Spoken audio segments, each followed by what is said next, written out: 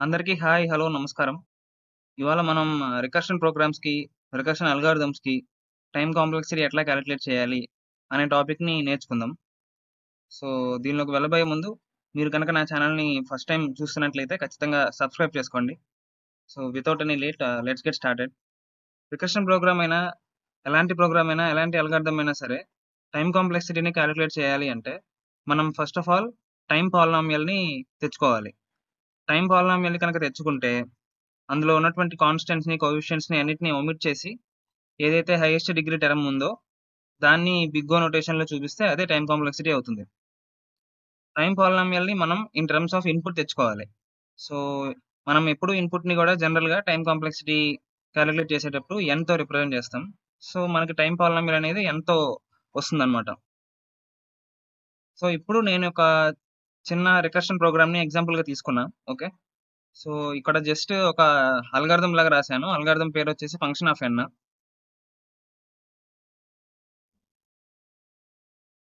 So, ఇందులో ఏముందంటే like if n greater than 0 some print statement ఒకటుంది.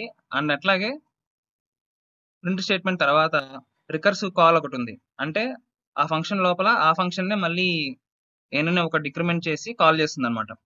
సో, ఇది నేను ఎక్స్‌ప్లెయిన్ చేయడానికి ఒక చిన్న ఎగ్జాంపుల్‌గా తీసుకున్నాను రికర్షన్ ప్రోగ్రామ్‌ని. సో, ఇప్పుడు జనరల్‌గా టైమ్ పాలినామియల్‌ని f(n)తో రిప్రజెంట్ చేస్తారు. బట్ రికర్షన్ ప్రోగ్రామ్స్‌లో కాలిక్యులేట్ చేసేటప్పుడు మాత్రం t(n)తో రిప్రజెంట్ చేస్తారు. సో, ఇప్పుడు మనకి ఫంక్షన్ ఆఫ్ ఎన్‌కి అంటే మనం తీసుకున్నటువంటి ఫంక్షన్‌కి టైమ్ పాలినామియల్ టీ(n) అనుకుందాం. ఓకే. సో, ఇప్పుడు ఈ టీ(n)ని మనం కనిపెట్టాలి. మరి ఫంక్షన్ ఆఫ్ ఎన్‌కి టీ(n) అయినప్పుడు ఫంక్షన్ ఆఫ్ n-1కి ఏమవుతుంది? టీ(n-1) అవుతుంది. సో, ఇప్పుడు మనం ఫంక్షన్ ఆఫ్ ఎన్‌లో కనుక చూస్తే మ మనకి ఈ ప్రింట్ స్టేట్మెంట్ ఏదైతే ఉందో అది ఎప్పుడు కూడా కాన్స్టాంట్ టైమ్‌లో జరిగిపోతుందన్నమాట. ఓకే. సో, ఈ ప్రింట్ స్టేట్మెంట్ ఎప్పుడు కూడా కాన్స్టాంట్ టైమ్‌ని తీసుకుంటుంది. ఆ కాన్స్టాంట్‌ని మీరు ఎలాగైనా రిప్రజెంట్ చేయండి. అది మీరు 1 అని చెప్పండి, లేకపోతే కే అని చెప్పండి, లేకపోతే ఏ అని చెప్పండి, సి అని చెప్పండి. ఎలాగైనా రిప్రజెంట్ చేయొచ్చు. నేనైతే సింప్లిసిటీ కోసం 1గా తీసుకుంటున్నా. ఓకే. అండ్ దెన్ మనకి ఫంక్షన్ ఆఫ్ n-1 ఉంది. ఫంక్షన్ ఆఫ్ n-1కి మనం t(n-1) అనుకున్నాం కదా! సో, దాన్ని బట్టి ఇప్పుడు మనకి t(n) ఏమవుతుందంటే 1 ప్లస్ t(n-1) అవుతుంది. సో, ఇది ఔట్ అండ్ ఔట్‌గా చూస్తే మనకి టీ(n) అన్నమాట. కానీ మనకి టీ(n) అనేది కంప్లీట్‌గా ఇన్ టర్మ్స్ ఆఫ్ n లోనే కావాలి. ఈ టీ(n-1) కూడా ఉండకూడదు. సో, ఇలాంటివిని సాల్వ్ చేయడానికి మనకి 2 వేస్ ఉన్నాయన్నమాట. ఓకే. ఫస్ట్‌దొచ్చేసి రికర్షన్ ట్రీ మెథడ్. నెక్స్ట్‌దొచ్చేసి induction or substitution method. So, ఇప్పుడు ఆ 2 మెథడ్స్ ద్వారా మనం టైమ్ పాలినామియల్‌ని ఎట్లా ఫ్రేమ్ చేయాలి, అట్లాగే టైమ్ కాంప్లెక్సిటీని ఎట్లా కనుక్కోవాలనేది చూద్దాం. సో, ఫస్టొచ్చేసి రికర్షన్ ట్రీ మెథడ్ గురించి చూద్దాము. సో, మనకొచ్చినటువంటి టీ(n) ఏదైతే ఉందో అది తీసుకున్నాను. సో, ఇప్పుడు బేసిక్‌గా ఓవరాల్‌గా టీ(n)లో 2 టర్మ్స్ ఉన్నాయి. ఒకటి 1, ఒకటి టీ(n-1). మళ్ళీ టీ(n-1)లో ఏముంటాయి? n ప్లేస్‌లో n-1ని రీప్లేస్ చేస్తే 1 ఉంటుంది. అలాగే టీ(n-2) ఉంటుంది. అట్లా సో ఆన్ మనం టీ(n-2), టీ(n-3) రీప్లేస్ చేసుకుంటూ పోతే ఫైనల్‌గా అయితే టీ(0) వస్తుంది. ఎందుకంటే n-1, n-2 ఇక్కడ ఏమవుతుంది? n అనేది డిక్రిమెంట్ అవుతుంది. సో, ఒక పాజిటివ్ వాల్యూ నుంచి మీరొక పర్టిక్యులర్ వాల్యూని రెగ్యులర్‌గా తీసేస్తూ పోతే ఏమవుతుంది? అల్టిమేట్‌గా అది 0 అయితే రీచ్ అవుతుంది. సో, ఫైనల్‌గా అయితే మనకు టీ(0) వచ్చింది. టీ(0) అయిన తర్వాత ఇంక ఆగిపోతుంది. ఎందుకంటే మనకి ఫంక్షన్ ఆఫ్ n వచ్చేసి n>0కి మాత్రమే కదా! సో, n=0 అయినప్పుడు ఏమి ఉండదు ఫంక్షన్‌లో. సో, టీ(0)తో ఆగిపోతుంది. సో, ఇప్పుడు మీరు ఈ ట్రీనొకటి ఫ్రేమ్ చేసుకున్న తర్వాత ప్రతి లెవెల్‌లో గూడా ఓకే. ఈ ట్రీలో ప్రతి లెవెల్‌లో గూడా ఎంత వర్క్ జరిగింది అనేది మీరు చూడాలి. సో, ఇప్పుడు ఈ టీ(n) లెవెల్‌లో చూడండి. సో, ఈ టీ(n) లెవెల్‌లో ఏం జరిగింది? ఒక కాన్స్టాంట్ టైమ్‌తో తీసుకున్నటువంటి ఒక ఆపరేషన్ జరిగింది. Print statement. ఆ తర్వాత ఒక రికర్సివ్ కాల్ జరిగింది. సో, రికర్సివ్ కాల్‌కి ఎట్లాంటి టైము ఉండదన్నమాట. జస్ట్ అదొక ఫంక్షన్ కాల్ అంతే. సో, టీ(n)కి మాత్రం కంప్లీట్‌గా టీ(n)లో కేవలం ఒక కాన్స్టాంట్ టైమ్ మాత్రమే జరిగింది. ఆ తర్వాత టీ(n-1)లో కూడా అంతే. ప్రింట్ స్టేట్మెంట్ ఒకటి ఎగ్జిక్యూట్ అవుతుంది. ఆ తర్వాత ఒక రికర్సివ్ కాల్ వస్తుంది. సో, ఆ ప్రింట్ స్టేట్మెంట్‌కి అయినటువంటి కాన్స్టాంట్ టైమ్ ఏదైతే ఉందో ఆ పర్టిక్యులర్ టైమ్ మాత్రమే టీ(n-1)లో జరిగింది. సో, అట్లా మనం చూసుకుంటూ పోతే ఫైనల్‌గా టీ(1)కి ఒక ప్రింట్ స్టేట్మెంట్ జరుగుతుంది. అలాగే టీ ఆఫ్ 0 అనేది కాల్ అవుతుంది. సో ఇప్పుడు ఓవరాల్ గా టీ ఆఫ్ 1 లో కూడా కేవలం ఒక కాన్స్టెంట్ టైం తో కూడినటువంటి ఆపరేషన్ అయితే జరిగింది. సో ఇప్పుడు మొత్తం వీటి యొక్క సమ్ ఎంత, టోటల్ టైం ఎంత, ఇక్కడ ఎన్ని వన్లు ఉన్నాయి, ఎన్ని కాన్స్టెంట్లు ఉన్నాయి అనేది లెక్కట్టాలి. సో 1 నుంచి n వరకు, టీ ఆఫ్ 1 నుంచి టీ ఆఫ్ n వరకు ఎన్ని నెంబర్స్ ఉన్నట్టు, n నెంబర్స్ ఉన్నట్టు, అంతే కదా.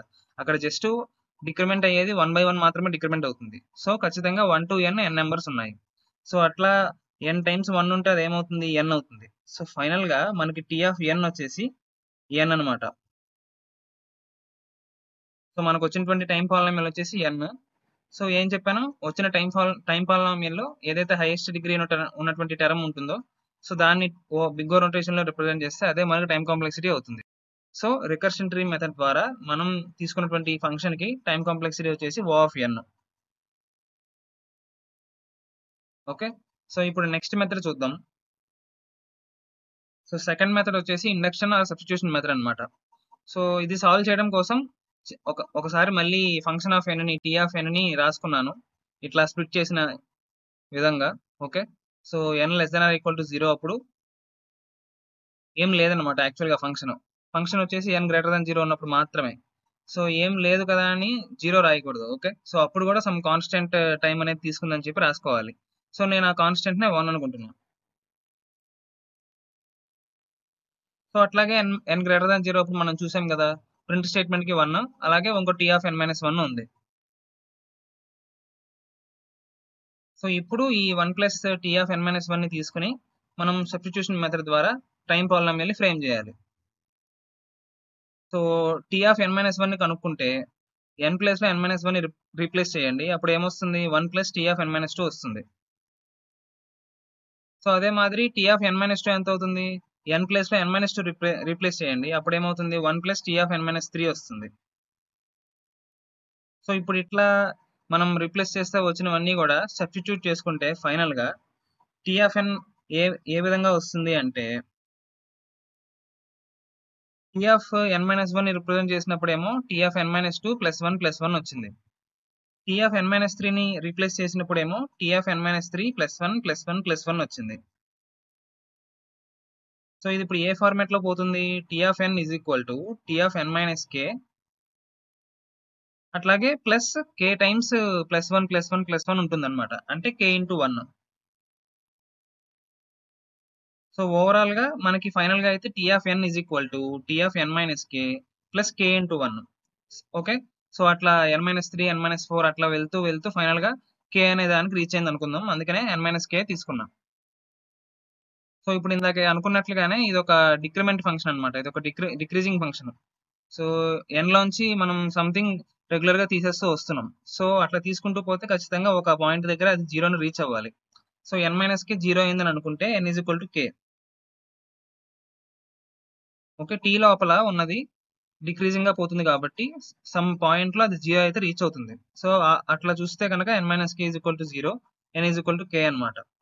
సో ఇప్పుడు n = k పెడితే ఏమవుతుంది, T of n - n. Okay, k = n పెట్టండి, టీ ఆఫ్ n - n, అలాగే ప్లస్ k = n పెడితే T of n - n plus n అవుతుంది. So T of n - n అంటే T of 0 plus n.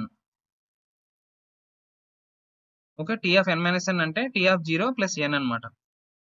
Tea of 0 అంటే ఎంత, మనం first లో రాసుకున్న విధంగా n = 0 అప్పుడు 1 కదా, కాన్స్టెంట్ కదా. సో టీ ఆఫ్ 0 ప్లేస్ లో 1 రీప్లేస్ చేస్తే టీ ఆఫ్ n = 1 + n వచ్చింది. సో ఇది మనకి ఇండక్షన్ మెథడ్ ద్వారా, సబ్స్టిట్యూషన్ మెథడ్ ద్వారా వచ్చినటువంటి టైం పాలినామియల్ అన్నమాట. సో ఇందులో హైయెస్ట్ డిగ్రీ ఎంత ఉంది, n పవర్ 1. హైయెస్ట్ డిగ్రీ వచ్చేసి n మీద ఉన్నది 1, అంతే కదా. సో దాన్ని బిగ్ ఓ లో రిప్రజెంట్ చేస్తే O of n అవుతుంది. సో ఇది సబ్స్టిట్యూషన్ మెథడ్ ద్వారా ఆర్ ఇండక్షన్ మెథడ్ ద్వారా మనకు వచ్చినటువంటి టైం కాంప్లెక్సిటీ అన్నమాట, మనం తీసుకున్నటువంటి ఫంక్షన్ కి.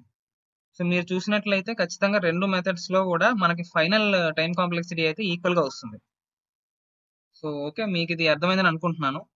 సో ఇది మీకు కనుక నచ్చింది, అర్థమైంది, అట్లాగే ఇంకా ఎగ్జాంపుల్స్ ని కంటిన్యూ చేయాలంటే ఖచ్చితంగా ఈ వీడియోని లైక్ చేయండి, అట్లాగే సబ్స్క్రైబ్ చేయండి. ఓకే, సో మీకు ఏమైనా డౌట్స్ ఉంటే అవి కూడా కామెంట్ సెక్షన్ లో మెన్షన్ చేయండి, నేను క్లియర్ చేయడానికి ట్రై చేస్తాను. So keep supporting, thank you.